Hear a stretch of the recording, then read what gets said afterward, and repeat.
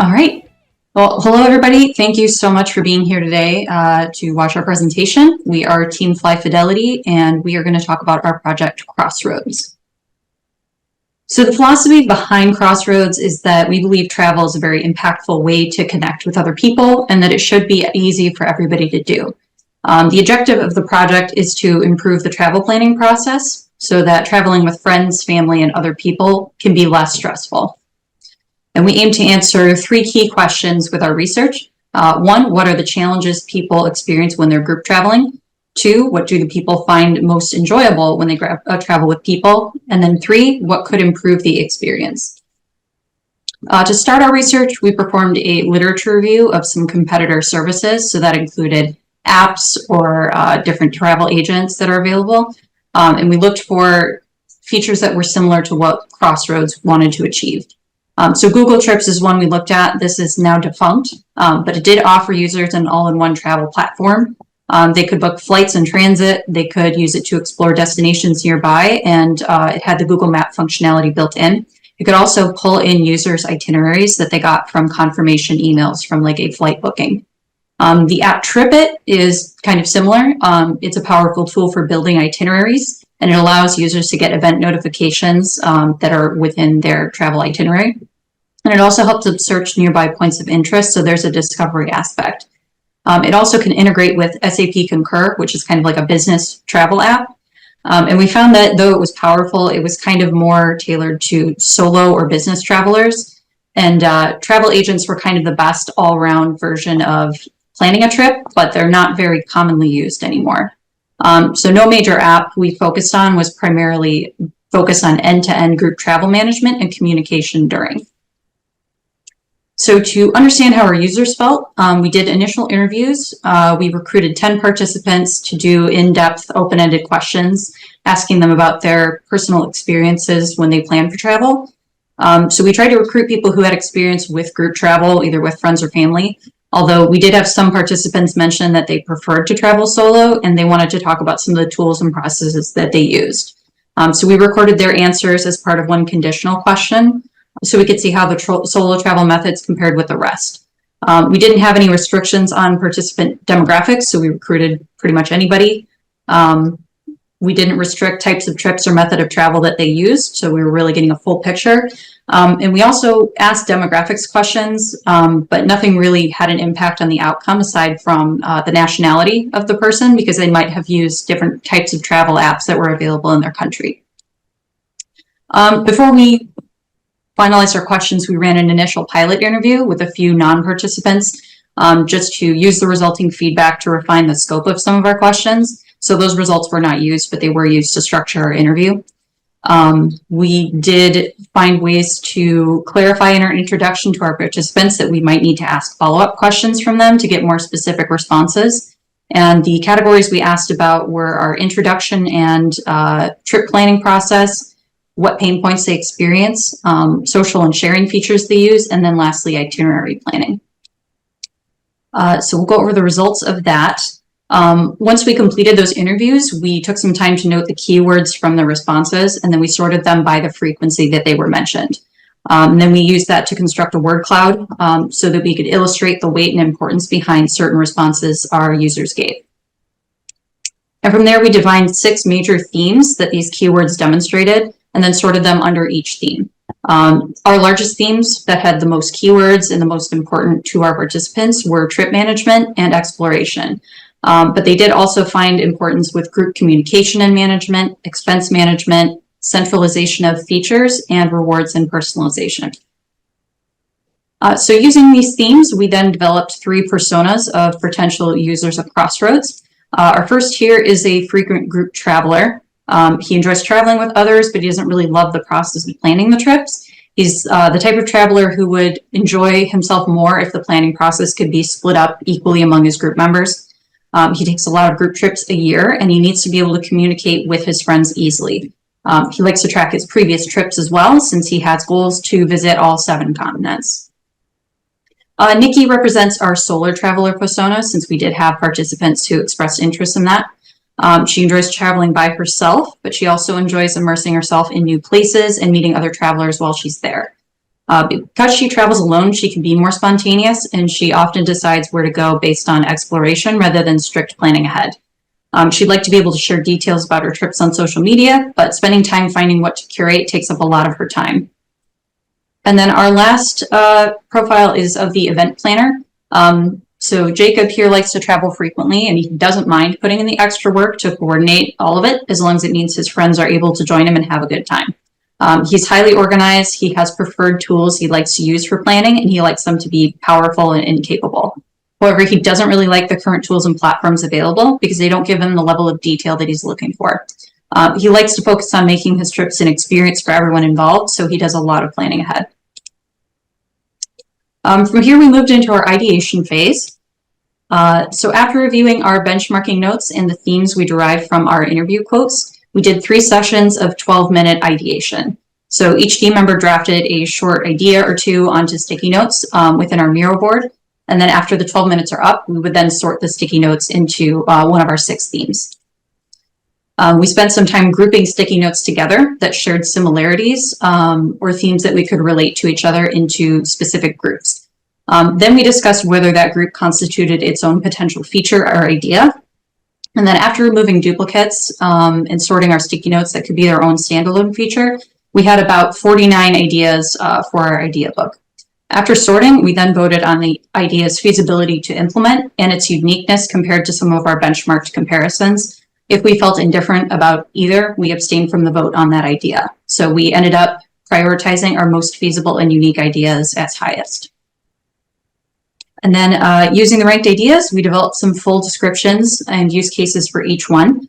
In our idea book, we ordered those ideas by theme and which ideas fit under them and by their overall ranking under that theme.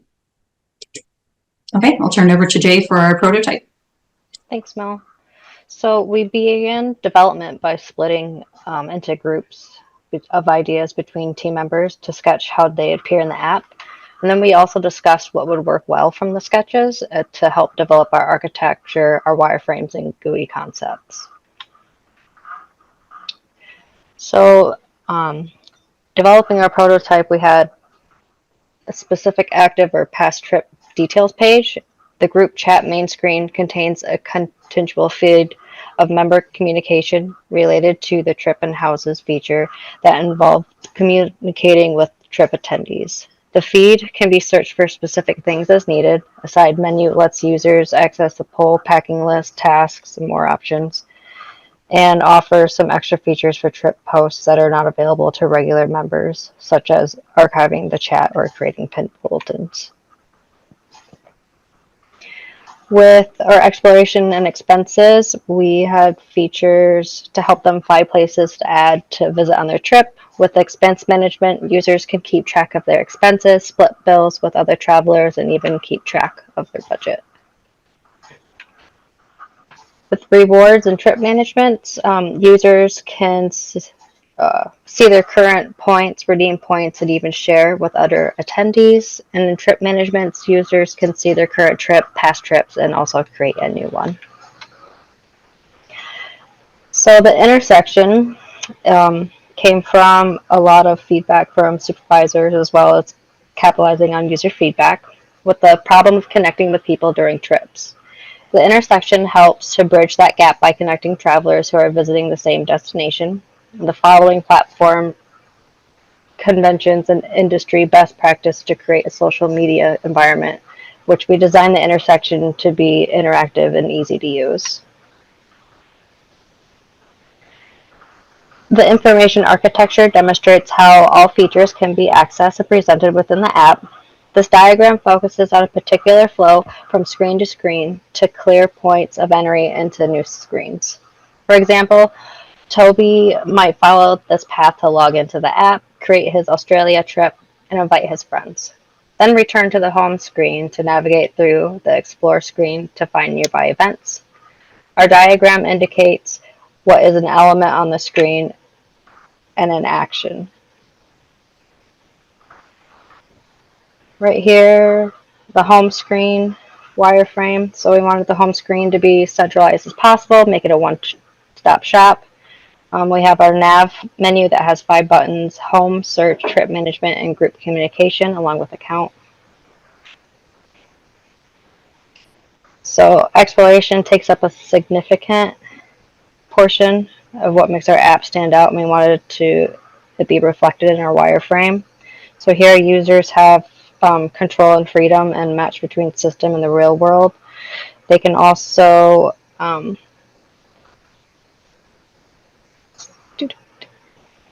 use our AI randomizer that also helps with trip management and also find places to go. Our group communication is all within the app, so when you create a trip, it automatically creates a group chat for you. You also can do polls, you can create tasks, and even add and see your members. So this is the polls and packing.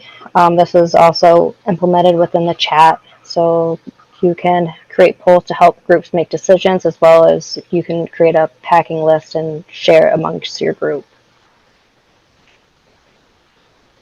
For conceptual design, so our logo is inspired by a literal intersection, and its objective is to connect people. A number of design principles were considered through the course of our design, but we wanted it to be minimalistic and avoid unnecessary information and have visibility as a focal point. So here's our inspiration for the color palette. We wanted to focus on cool tones that represent relaxing and while you're being on vacation. And then we also have Railway for our font that we use throughout and avoid having harsh blacks against softer colors. All right, thank you so much, Jay. So I'll be taking us through the first look of our high fidelity prototype. Bear in mind, we've made a few changes since this showing. So here we wanted to use the insights we gathered from our initial interviews, benchmarking, as well as ideation sessions to come up with a plan for our objectives for the detailed design. We plan to build on the wireframes, consider design principles, as well as consider inclusive design in the app. So for the login and registration journey, this reflects the overarching theme for the entire app. These screens showcase the Crossroads brand and sets a calming tone as the user navigates through the app. Next slide, please. And then going off of feedback from our user study, we wanted the home screen to be very centralized. This is executed with the use of bold displays, widgets, and flexibility to access most of the app's features directly from the home screen, as you can tell from the photos there. We decided to have 5 menu navigation buttons, including home, explore, trips, chat, as well as account. With this, users are able to navigate the app with ease. Some heuristics considered include consistency, recognition rather than recall, as well as visibility. Next is the explore theme, because exploration makes up a significant part of what makes our app stand out. And compared to other travel apps out there, we wanted ours to be more engaging, especially focusing on the group chat. And as shown here, the search bar on the main navigation will lead users to most of the features that fall under the exploration theme. And taken from our initial interviews as well, we decided to develop a design that gives our users the freedom to explore during their trips. Next slide, please. And then here on the trip screen, users can access everything trip related, from stays to cruises to flights. They are also able to view their trip itineraries as displayed in the third frame. This is designed such that it will be hard for users to miss a beat with keeping up with their planned activities. And next up for the chats, this was a very core part of our app and our design process. Here, we wanted to demonstrate how our app will help groups to manage and solve issues within the group, because that was another thing that came up quite a bit during the initial interviews. people bickering and trying to figure out what exactly they will do during their trips. So these screens, they show attendee and group management features, as well as the layout for our group chat screens. The overall aesthetic and minimalist design of our functions will help users to view a lot of group-related information without getting too overwhelmed with too much going on. Next slide.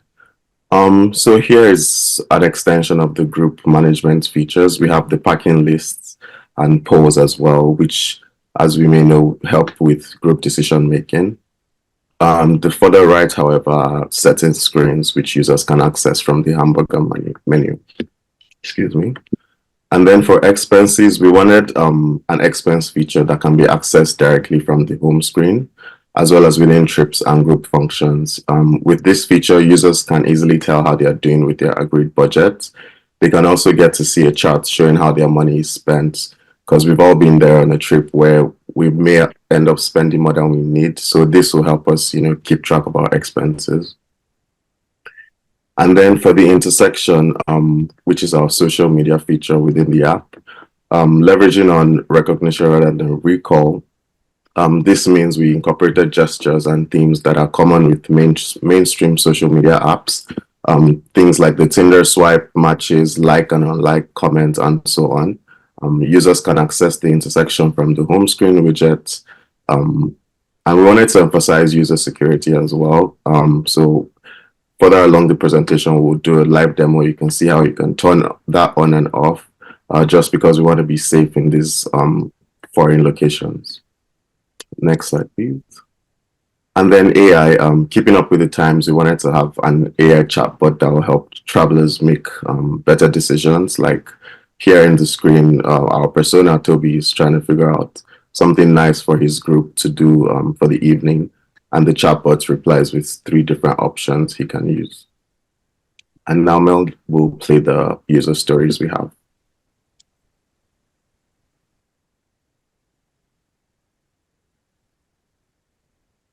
Toby is a seasoned traveler who's been to many destinations.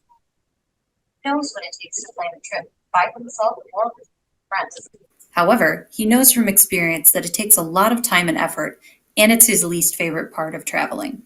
For Toby, Santorini, Greece is a destination on his bucket list, and thanks to a limited time flight deal from one of the booking sites he is a member of, he has a sudden opportunity to travel there. He doesn't have as much time as he usually would to research interesting places to go or to plan each step of his journey ahead of time, but he wants to make the most of his time while he and his friends are there. Toby downloads and creates an account on the Crossroads app, where he sees he can plan out his trip in real time. He and his friends can all review the trip itinerary at any time and even add events and destinations to the schedule right within the app anytime they want. Instead of spending time out of his day going to several different travel websites to find and book activities, he plans on relying on input from his friends over the next week through the Crossroads group chat features and using the app's exploration features to find things to do together.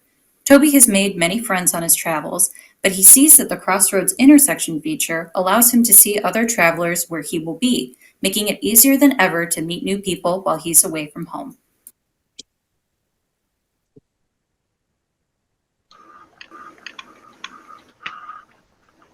So for our evaluation, we broke it up into 2 phases. This helped us to work on the prototype with 2 rounds of prototyping, and included gathering more insights and be able to make our changes. So the phase 1 is in green and phase 2 is in blue. Sorry about that. So phase 1, we met with 3 participants who we interviewed in our initial interview last semester. This allowed us to see our progress and have our prototype be seen by people who gave us their initial thoughts. Next slide.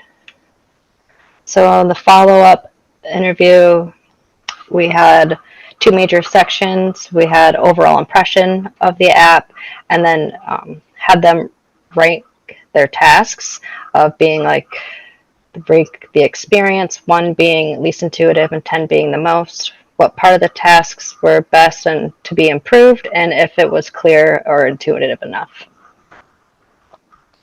For phase 2, we did an in-depth task analysis. We did the Think Aloud protocol. We had 9 participants total, and we did 3 people each. And to ensure we have a user-centered design, we had our users walk us through how they would tackle each of the tasks: trip creation, using the randomizer, and using the intersection. So our user analysis flow followed 3 sections: demographic and travel preferences, task reviews 1 through 2, and did a wrap-up. All right, I'll quickly go over our changes in phase 1. So after careful coding and textual analysis, we gathered the following feedback. This is an excerpt from our rating session. So we had 3 participants and each rated each task on a scale of 1 to 10. So totaling 30 points each. So notably, our intersection had, the lowest score. So this means we needed to pay closer attention to the intersection. However, for tasks 1 and 2, which were trip creation and using the randomizer, we needed to focus on the calendar functionality as well as adding a see more function to the randomizer. And in the next slide, you can see some participant quotes and how they influenced our action items. This first one, you can see a group chat pop up after trip creation will be more convenient. So this helps us to kind of redesign that flow and make it more convenient for our users. Next slide, please. And so for the trip creation, the major changes here were the calendar functionality, as well as our users being able to name their trip.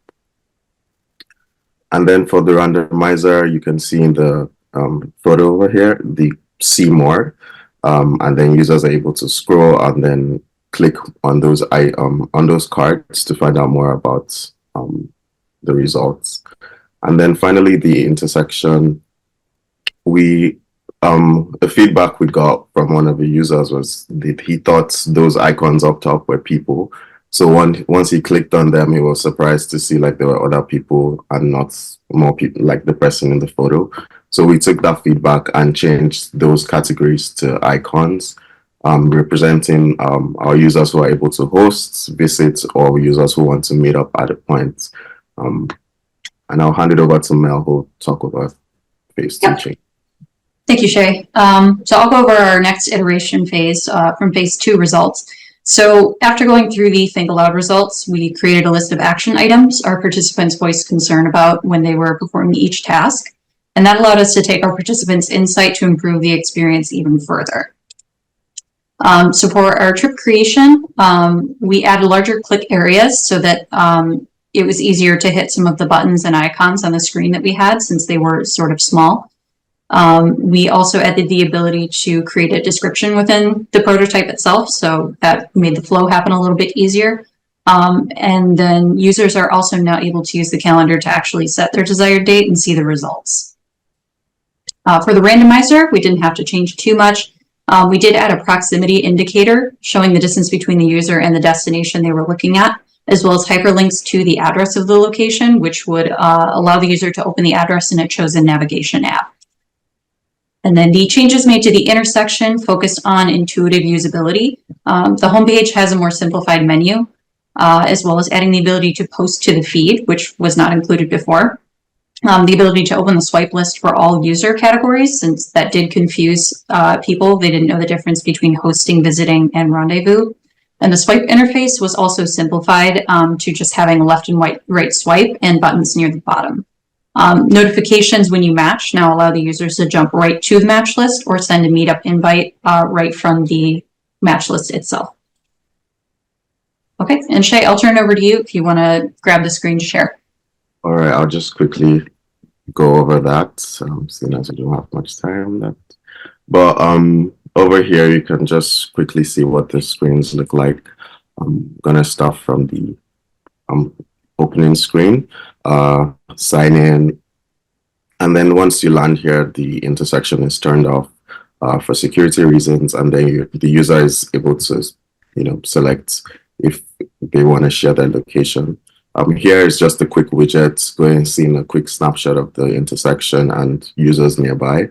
However, when you click on it, you can go directly to the intersection screen and interact with all these posts. These are location based, and you can see over here Santorini, Greece. So these are all travelers in Greece who are posting on the intersection.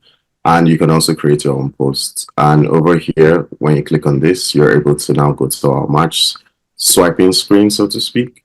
And then you can like, unlike, or whatever you want. And over here, you see our user has been able to match with the group. And then they can go directly to the match list, which was a feedback we got from our user testing. And they can interact with these participants, these users. If we go to the explore screen, this is another, we have a bunch of features we're able to work on, but including tour guide, finding transit, as well as travel guide. But quickly going through the intersection, here you see it's asking the user, how can I help you today? And then a quick prompt, just figuring out what to do. And then over here, the see more options, which was another feedback we got over the testing cycle. And then when users click these cards, they're able to see more about the results. And then clicking this would also prompt your phone to ask for a selection of a navigation app. And then quickly just going over the trips. Here you can just add a new trip. Now you can name your trip, you can add in dates, and then the group chat as well. You're able to see all the available groups you've made, and that's the Santorini group chat. And here you can see a to-do list as well. And just lastly, I would show the expenses screen, which was another feature we really wanted to work on, but didn't have enough time. You can see new expenses, manage expenses. You're able to split bills with the group. Someone is also able to sponsor an expenditure, as well as you have a savings pool. Say you want to save for a trip, everyone can have money put into a savings pool for that purpose. All right, I will hand things over to Matt. Thanks, Shay. All right. So in a quick conclusion, we were able to implement a lot of the core features that our participants expected from a travel applications within Crossroads, while we did experience some limitations in building everything that we wanted to. However, those limitations did allow us to narrow the scope of the app as a whole to make its core features the best that we could for our users. So things we didn't think would play a major role, such as the randomizer, ended up being a big hit with our users because they aligned with the original goal of simplifying the planning experience. Ultimately, Crossroads can be used as both a travel planning tool for solo travelers and as a social group planning platform that we intended the app to be. Okay, any questions?